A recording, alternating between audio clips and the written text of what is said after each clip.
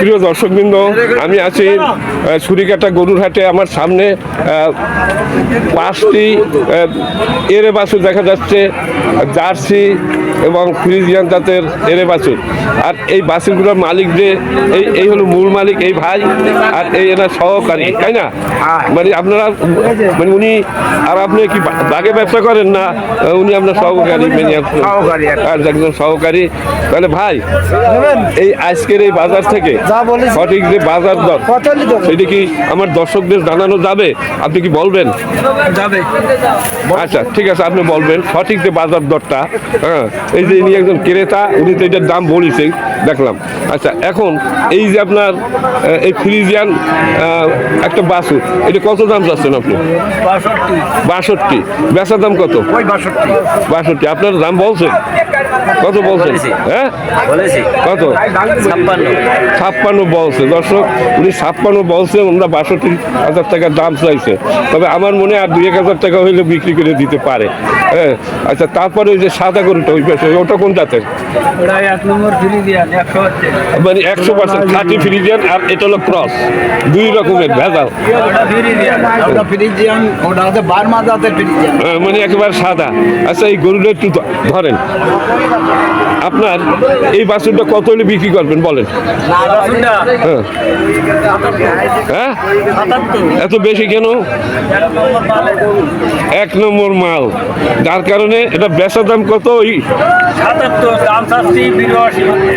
আচ্ছা, এগুলো তো অনেক বড় হয়। তারপরে এই জার্সি কত দাম চাচ্ছেন? জার্সি হ্যাঁ, বেচা দাম দাঁড়ান। এটা কত হলে বেচা দাম? হ্যাঁ, 87। এটা 87, তাই না? বেচার দাম কত? 87 বেচার দাম।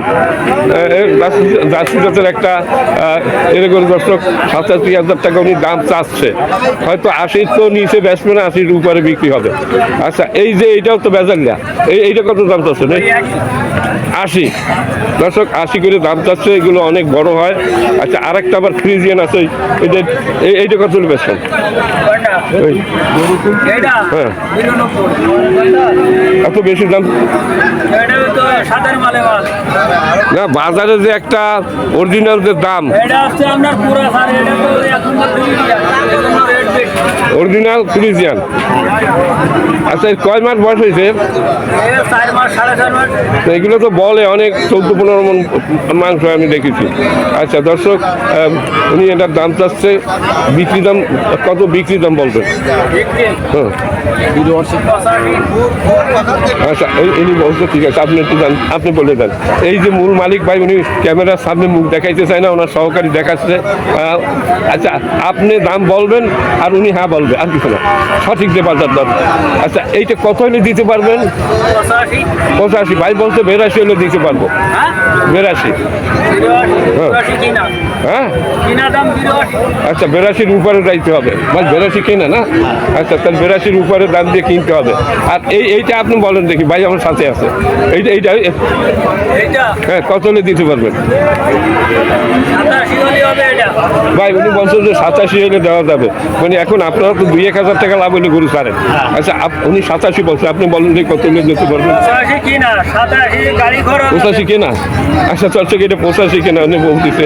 আর এইটা কত হলে দিবেন? একই রেট, 80-র উপরে কেনা দর্শক এগুলো। আচ্ছা, খুব সুন্দর সুন্দর গরু। আর এই সাদাটা একেবারে সঠিক বাজার দর? হ্যাঁ, 85। ভাই কি বলেন?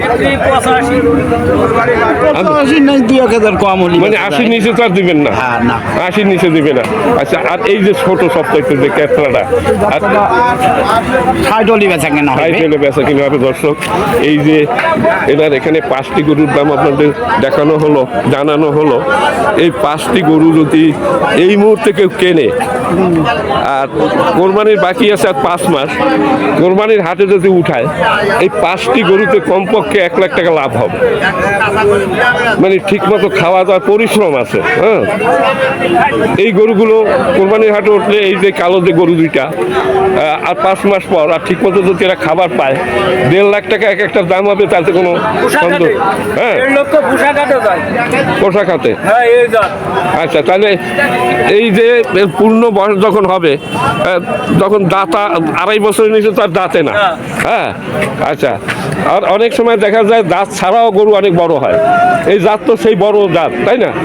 আচ্ছা, এখন আর 5 মাস পর এই এক একটা গরু কত বিক্রি হইতে পারে আপনারা ব্যবসায় আপনারা বলতে পারেন? হ্যাঁ, তার পিছনে তো খরচ আছে, তাই না?